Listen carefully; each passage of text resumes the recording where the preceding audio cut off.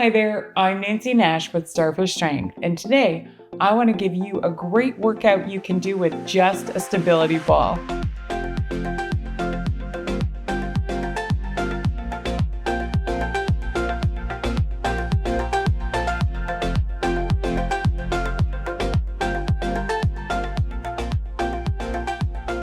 We're going to go through 3 great exercises for building core and leg strength, and we'll go through all of them twice so you really get a chance to practice them and feel confident adding them to your exercise program. In addition to a stability ball, you'll want an exercise mat, a towel if your knees are a little sensitive, and then about enough space to make a snow angel. And then don't forget to have some water handy too. So I'm going to demonstrate today using a 45 centimeter ball and a 65 centimeter ball. So I recommend using whatever you have on hand, but something like the ab rollout is going to be a little more difficult with a smaller ball, and the hamstring curls are going to be a little more difficult with a larger ball. So just kind of keep that in mind as you go through. And if you do have a couple different size options, you can use what works best for you. So we're going to start off with an ab rollout, and we're going to set up at one end of the mat. So if you do have any sensitivity in your knees, make sure you put your towel underneath them. And I'm going to set up my ball right in front of me. I'm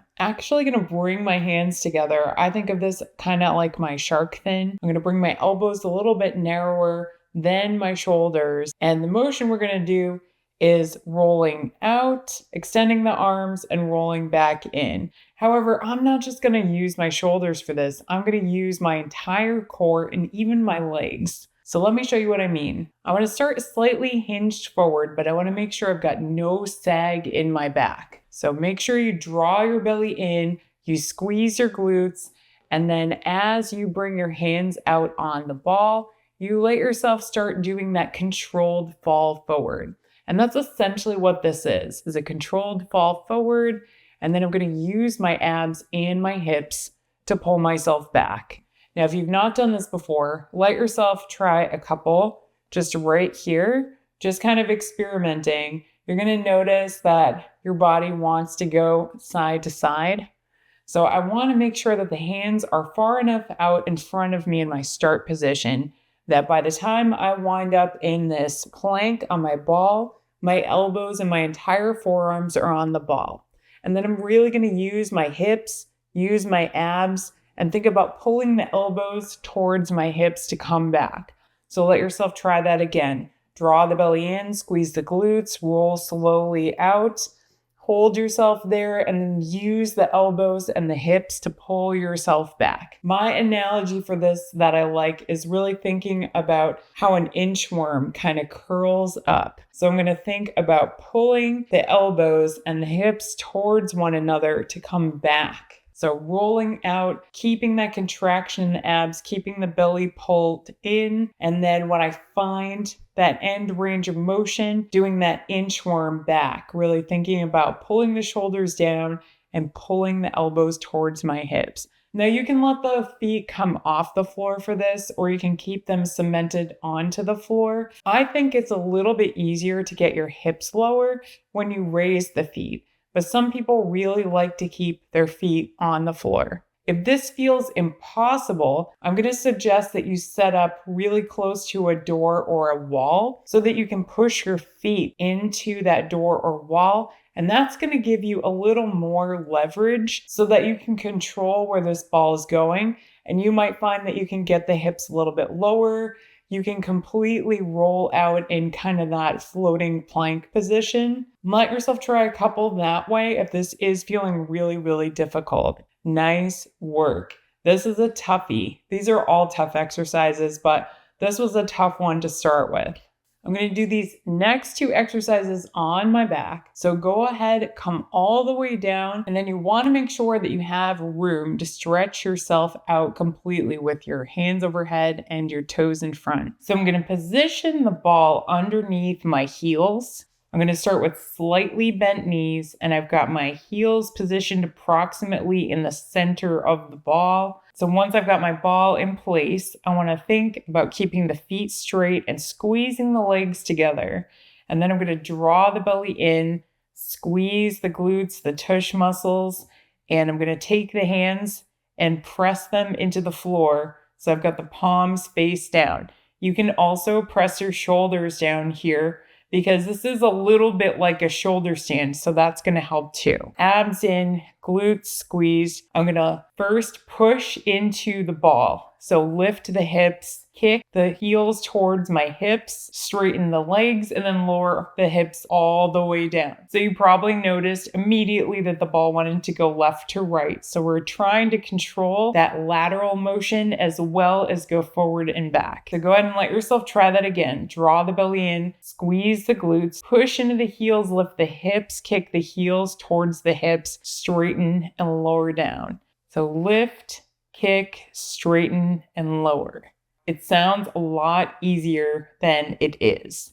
I suggest in the beginning definitely letting yourself set the hips down completely and then picking them back up when you're ready. And you might just want to start with 3 or 4 of these, going through that entire range of motion, because this is a doozy. Your hamstrings, the back of your thighs, should be on fire if you're doing this correctly. You should also feel it mightily in your calves, in your glutes, in your lower abs.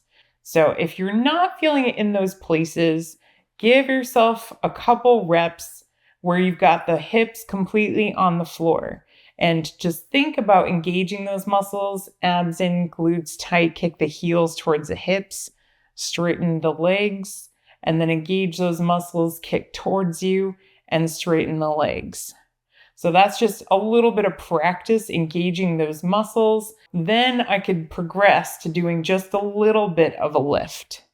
Definitely take extra breaks if you need to. I'm actually going to have us pause and do a stretch here. So either with the foot on the floor or the foot on the ball, I'm going to have us do that figure 4 stretch. So this is just to stretch the hip a little bit, let the legs relax, hold for about 10 seconds or so, and then slowly let yourself transition to the other side. Nice job. That's a tough exercise. This one isn't easier either. So if you need an extra break, definitely grab some water, pause the video, and come back. So we're going to do a version of dead bug with the stability ball. So I want to think about squeezing the ball between my hands and my knees. So I'm going to keep the feet pretty straight as I draw the belly in, press through the heel, and extend the opposite fingertips behind me. I'm keeping the back flat on the floor, keeping the belly drawn in as I slowly alternate sides. Now with the ball, you're going to find that you really have to focus on using the front of your thighs, your hips, as well as your abs to really hold it in place. I think of the hands and the knees kind of being like the 2 slices of bread, and then you've got that fluffy ball in the middle. So just controlling the best I can. If this feels really difficult, aside from taking a break, I could also raise the heels a little bit higher. Go ahead and let yourself do that if you need to. I'm still going to be pressing the legs straight, but because I've got it a little higher, I'm going to take some of the stress off the muscles we're working, the abs, the thighs, and the hips. So if you can get a set of 20 with great form, awesome job. If you need to take more breaks, definitely do that. Nice work. Let yourself grab some water, and we're going to go through all 3 of those exercises one more time. We're going to go back into our ab rollouts one more time here. So I want to remember to start with my shark fin, my hands together, kind of out in front of my body. So I already feel like I'm doing a little bit of a controlled fall forward.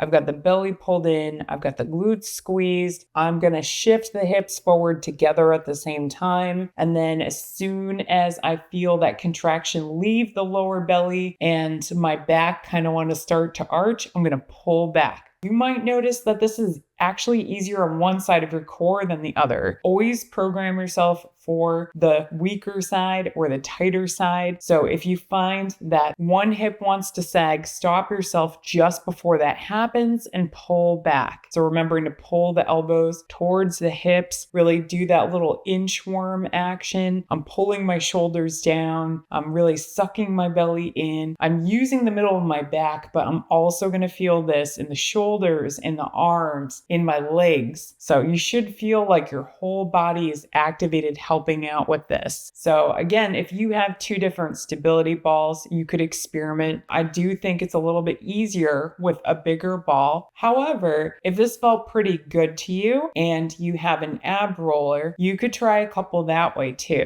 Now, if you are going to try some with the ab roller, I recommend putting your feet up against the door first, because remember, that's going to give you a little more stability. You still want to make sure you really draw the abs in, you squeeze the glutes, and you can control that motion forward and back. Now, the ab roller is not going to make you feel like you're going to wobble side to side. So that is an advantage of using the stability ball, is that you're really getting that side wall of the ab training, that oblique strength, and that's going to help you do everything. I mean, it looks fantastic too, but we need that strength to move laterally side to side in all different directions. Keep in mind that we don't want to progress this if we are feeling anything in the lower back. You should really feel like your entire core is on fire from below your ribs down to your hips, and that you have your hips involved. You should feel it in the front of the hips. You should feel it in the thighs. You should feel it in the glutes. I'm going to feel this in the middle of my back. And I will also point out that if feeling like you're really shifting side to side, it becomes more important to think about squeezing your legs together. So you're kind of using them as one mega leg as you roll out and roll back. So give yourself just a couple more. Remember, take extra breaks if you need to. There's no shame in that. These are really tough exercises. Even though I'm making them look smooth, I did a lot of rounds of these to be able to demonstrate it this way. So be patient with yourself. You will get stronger if you're consistent with this.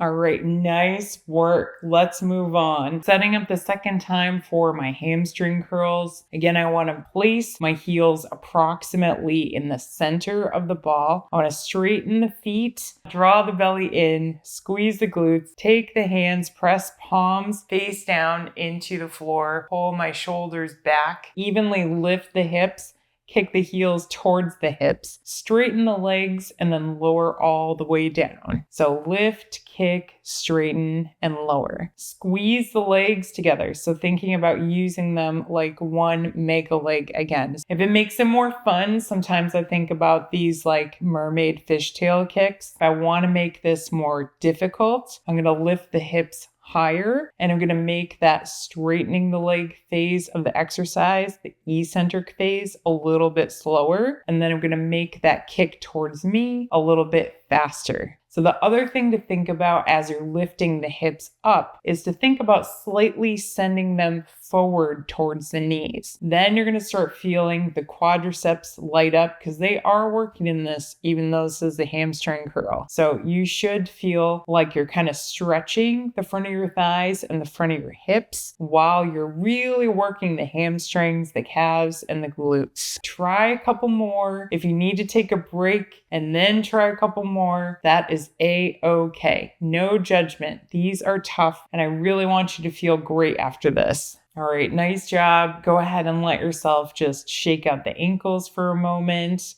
or you could fully straighten the legs if you need to. Give yourself a full body stretch, reaching the hands overhead. We're going to come into dead bug one more time. Again, I'm going to draw the belly in, lift the knees right above the hips. I've got the wrists positioned right above the shoulders, and I want to make sure there's no space between my back and the floor throughout this entire exercise. So as I start to press out, I want to make sure the foot stays straight, and then I want to make sure that I'm drawing the belly in as I bring the knees back in towards myself. So slowly alternating. Again, if it feels tighter, on the back of one leg or in one of your hips. Just trying to program for that tighter side and be patient with it. So we want to try to create more equilibrium in the body so that we feel better coming out of this exercise than we did going in. So again, if this feels like too much, let yourself lift the heels a little bit. And if you need more, let yourself really straighten the legs and let the heels hover just an inch or two off the floor. There's really not a right or wrong here. It's just progressing from wherever you're at today. So if you did 8 reps consecutively last time, see if you can do 10 this time. And reps with good form count for more points. Nice work. All right, before we end, I'm going to give you one more stretch here. So I'm going to hold on to my leg right on top of the shin or right behind the knee, whichever feels better to you. And then slowly let yourself start to straighten the other leg, just to the degree that this feels like a good stretch. You don't have to force it. You don't want the leg to feel like it's going to spasm. It's worked really hard for you. And then slowly let yourself bend both knees and switch sides. Remember, the legs don't have to be perfectly straight for this to feel effective. The leg that I'm hugging towards me, I should feel this in the glute. And then that straight leg, I should feel it in the front of the hip and then also quite a bit in the back of the thigh. Awesome job. You made it through that whole workout. You are a rock star. I don't want you to be too sore tomorrow, so I definitely recommend checking out one of my stretching or rolling videos and make sure you drink plenty of water. Thanks so much for exercising with me today. I hope not only did you get a great workout, but you feel better set up with information for all of the movement that you do in your day-to-day life. If you do want more help setting up an exercise program and nutrition plan specific to pursuing a goal that you have, please reach out to me in the link in the description. And in the meantime, I look forward to continuing this journey with you. I'll see you in the next video.